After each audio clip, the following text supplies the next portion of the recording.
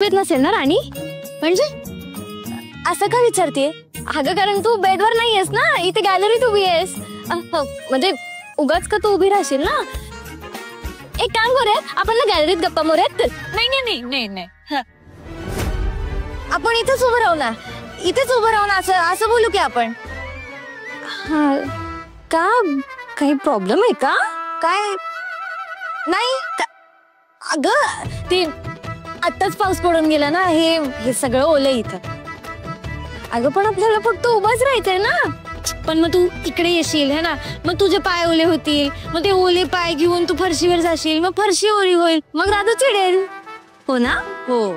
Chico ऐक ना, तुम्हाला बोलायचं असेल तर इथेच बोला, मी काही झोपत नाही एवढं. नाही नाही नको नको, आपण इथंच उभं राहून बोलूया, त्यांना झोपू दे.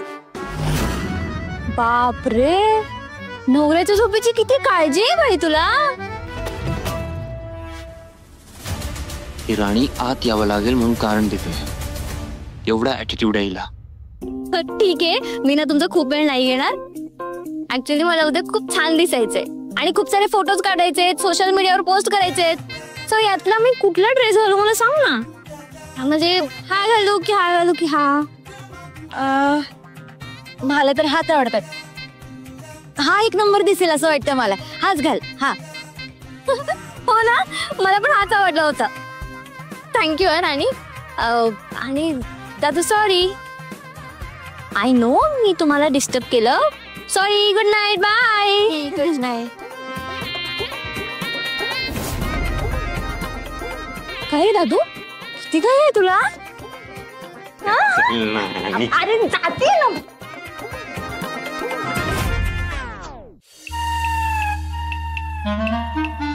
काय करत होतीस?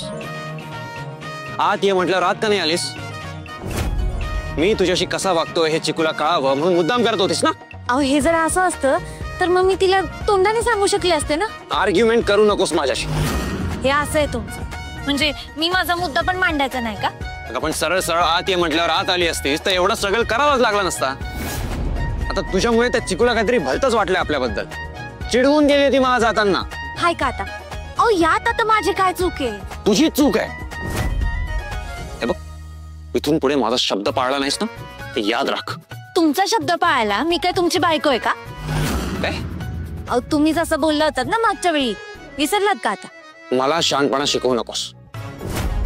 आणि नाहीच तू माझी बायको, तुझी पात्रताच नाहीये तेवढी. मग मी पण कुठं असं म्हटलंय की तुम्ही मला बायको म्हणा म्हणून? मी तर तुम्हाला माझ्याशी लग्न करा असं पण म्हणलं नव्हतं. तुम्हीच मला उलट उत्तर द्यायचं नाही. तुझं मी ऐकून घेतोय म्हणून काही बोलशील का? आणि मुळात मला उलट उत्तर देणारी तू कोण आहेस? मी तुला लग्न करून या घरात घेऊन आलोय ना, तर हेही लक्षात ठेवायचं. मला पटेल तेव्हा या घरातून बाहेर काढू शकतो मी तुला. असं का वागतायत सर?